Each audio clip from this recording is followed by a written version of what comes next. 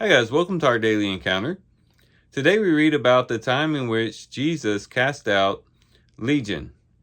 And this isn't the first time that the Lord had cast out demons. He'd done that lots of times before. We've already read about that in the book of Mark. But this seems to be the worst case. This individual, because he's called Legion, seems to indicate that he had thousands of demons residing within him, a very severe case of demonic possession. And as such, this becomes a great picture of what it means to be under the rule of Satan and how Satan has worked to mar the image of God within human beings. We find this man dwelling among the tombs. He's uncontrollable. They can't even bind him with chains. He's in mental turmoil as he's crying out. And then also he's trying to destroy himself by cutting himself.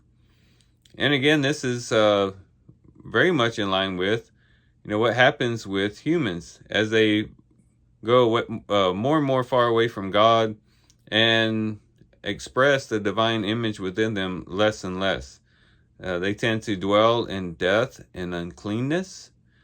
They become uncontrollable. You can't control them by mere law.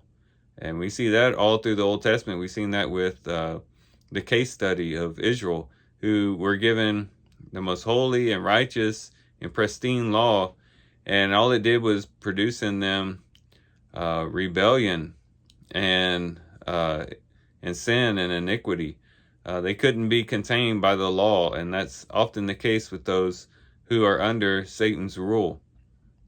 The mental turmoil that this individual is in as he was crying out is also similar to what people experience as they think that sin will somehow solve their problems or bring them pleasure or comfort.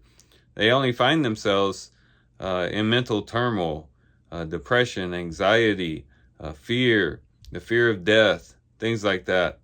And then also, of course, the destroying of oneself. Typically a person who is following after Satan, who's living after sin, it ultimately leads to destruction. Sometimes physically, but especially spiritually. But Jesus steps in this situation, and he changes things around for this individual.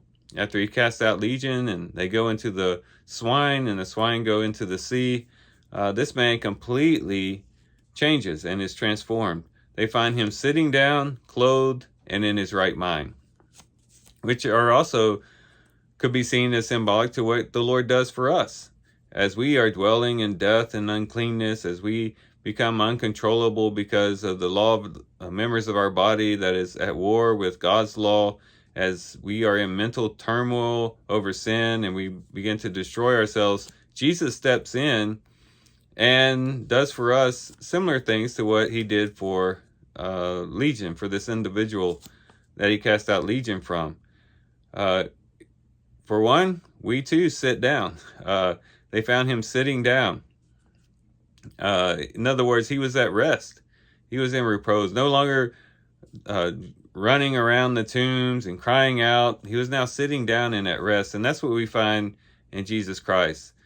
We find that we too are sitting down. In Ephesians chapter 2 and verse 6, we're told that we are seated with Christ in the heavenly places. We're at rest with Christ. Christ has accomplished everything. On the cross, he said, "It is finished," and we can rest in Christ. He is our Sabbath rest, and he brings us rest in our hearts, rest in our spirit, and just rest altogether.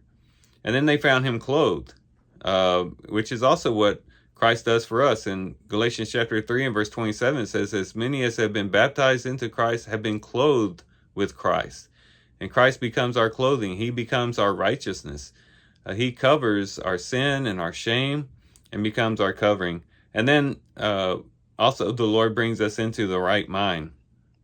For when we come to the knowledge of the truth, 1 Timothy chapter 2 and verse 4, no longer living according to the lies that held us captive in our mind, but now living according to the truth. But also Romans 8 chapter 6 talks about the mind set on the spirit as opposed to being set on the flesh. And therefore the mind is then in the right place. We are then in the right mind as we set our mind on the spirit. So we can say with this individual who had this thousands of demons cast from him that we too are seated down, rested with Christ, clothed with Christ, and in the right mind. And what a wonderful work the Lord has done for us in transforming us and making us a new creation in Him. And so hopefully as we read about this individual who was filled with these demons, we can look back on our past and see how bleak and how disastrous it was, but also be thankful for the fact that the Lord has led us into a new experience in which we can be resting in Him, clothed with Him, but also with our minds filled with the truth about Him. So here's some things we can reflect on and think about as we do our reading today. With that, guys, I do thank you for watching the video today. Hope you guys have a great day. Love you guys. God bless.